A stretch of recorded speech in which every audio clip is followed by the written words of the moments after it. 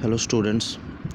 तो हमारा जो चैप्टर चल रहा है बॉडी मूवमेंट्स, इसमें हमने लास्ट क्लास में देखा था कि हमने पढ़ा था गेट ऑफ एनिमल्स। कैसे कुछ एनिमल्स हैं, कुछ इंसेक्ट्स हैं, वो कैसे अपनी बॉडी मूवमेंट करते हैं। उसमें हमने पहला एग्जांपल देखा था अर्थवर्म का। अर्थवर्म कैसे अपने बॉडी को एक जगह फिक्स करके फिर उसको आगे मूव करता है, कॉन्ट्रैक्ट एक्सपेंड करता है। वैसे ही स्नेल जो है, उसके बाद देखा हमने स्नेल कैसे अपनी बॉडी को फॉरवर्ड मूव करता है। तो उसके बाद हम देखेंगे अब कॉकरोच के बारे में। देखें कॉकरोच का मैनर, देखेंगे कैसे वो मूव करते हैं। Observe a cockroach figure 8.20। Cockroaches walk and climb as well as fly in the air. Cockroach जो होते हैं, आपने देखा होगा, वो चलते भी हैं, दीवारों पर भी चढ़ जाते हैं और वो कुछ कॉकरोचेस जो है वो उड़ते भी हैं। They have 3 pairs of legs. उनकी जो है टांगे जो है तीन पेयर्स की टांगे होती हैं उनकी, यानी कि 6 टांगे होती हैं। They help in walking. These help in walking. तो उन टांगों की वजह से क्या करते हैं, वो चल पाते हैं, मूव कर पाते हैं। The body is covered with a hard outer skeleton. जो उनकी बॉडी होती है वो कवर होती है एक हार्ड स्केलेटन से। The outer skeleton is made of number of plates join together and that permits movement. तो जो आउटर पार्ट होता है स्केलेटन का, वो बहुत सारी प्लेट से बना हुआ है, जुड़ा हुआ है, जिसकी वजह से वो मूव कर पाते हैं। There are 2 pairs of wings attached to the body behind head. तो उनके सर के पीछे जो है वो 2 पेयर होते हैं, उनकी जो पर होते हैं वो 2 पेयर्स के होते हैं। The cockroaches have distinct muscles.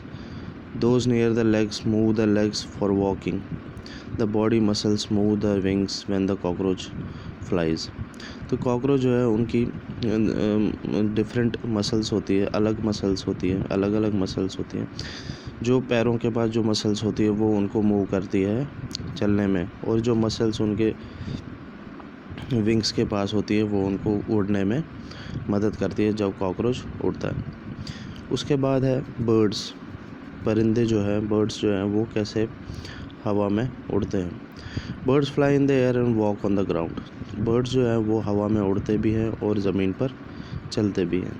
Some birds like ducks and swans also swim in water. कुछ बर्ड जो है, जैसे बतख है, स्वैन है, वो क्या करते हैं, वो पानी में तैरते हैं। The birds can fly because their bodies are well suited for flying. तो बर्ड्स इसलिए उड़ पाते हैं क्योंकि उनकी जो बॉडी है वो सूट होती है, वेल सूटेड होती है उड़ने के लिए, वो उड़ने के काबिल होती है। देयर बोन्स और हॉलो एंड लाइट। उनकी जो हड्डियाँ होती है वो खोखली समझ सकते हो और हल्की होती है। The bones of the hind limbs are typical for walking and perching. तो उनकी जो बोन्स होती है वो टिपिकल होती है चलने और दौड़ने के लिए। The bony parts of the 4 limbs are modified as wings. तो उनकी जो हड्डियों वाला जो पार्ट होता है वो विंग्स के लिए बना होता है। The shoulder bones are strong. उनकी शोल्डर की जो बोन्स होती है, कंधों की जो बोन्स होती है, वो स्ट्रॉन्ग होती है, जिसकी वजह से वो उड़ पाते हैं। The breast bones are modified to hold muscles of flight which are use to move the wings up and down. तो उनकी छाती की जो हड्डियाँ होती है वो ऐसे बनी होती है ताकि वो जब उड़ें तो उनकी मसल्स उसको होल्ड कर पाते हैं, जिसकी वजह से वो अपने पैरों को जो है ऊपर नीचे कर पाती है।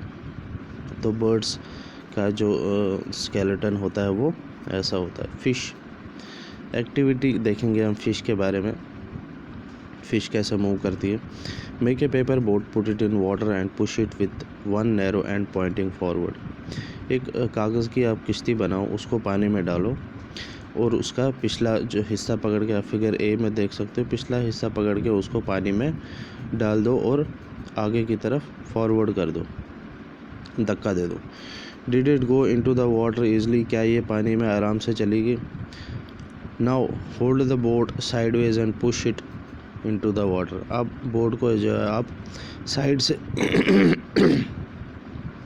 साइड से पकड़ो और इसको पानी में धक्का दे दो। तो are you able to push it into the water from the broad side. जैसे फिगर बी में दिखाया, आप इसको साइड से धक्का दे दो पानी में। Are you able to make the boat move in water when you push it from this side.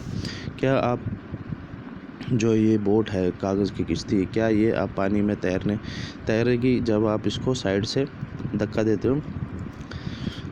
जब आप इसको फिगर ए में जैसे दिखाया, जब आप इसको पीछे से धक्का दो तब ये पानी में तैरेगी। इस साइड से अगर आप धक्का दोगे तो ये डूब जाएगी। Have you noticed that the shape of A boat is somewhat like a fish. तो क्या आपने नोटिस किया, कभी ध्यान दिया है कि जो बोट की जो शेप होती है, किश्ती की शेप होती है, वो कुछ तरीके से एक मछली की शेप की जैसे ही होती है।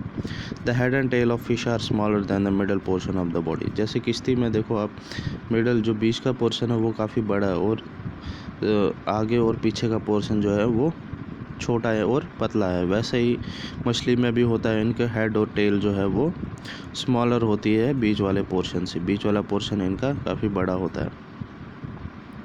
तो इस तरह की शेप को हम बोलते हैं, this body shape is called streamlined shape. तो इस तरह की बॉडी को हम बोलते हैं स्ट्रीमलाइंड बॉडी। स्ट्रीमलाइन बॉडी हमें क्या मदद करती है? स्ट्रीमलाइन बॉडी की मदद से जो मछलियाँ हैं वो पानी के अंदर तैर पाती है, ताकि जो पानी का फ्लो है वो साइडों से निकल जाए, ना कि इनके हेड को ब्लॉक कर दे। वैसे ही शिप्स की बॉडी जो है वो वैसे ही बनाई जाती है, स्ट्रीमलाइन बॉडी, ताकि वो आराम से पानी में सेल कर सके। तो आज के लिए हम इतना ही देखेंगे, बाकी हम देखेंगे नेक्स्ट क्लास में। Thank you.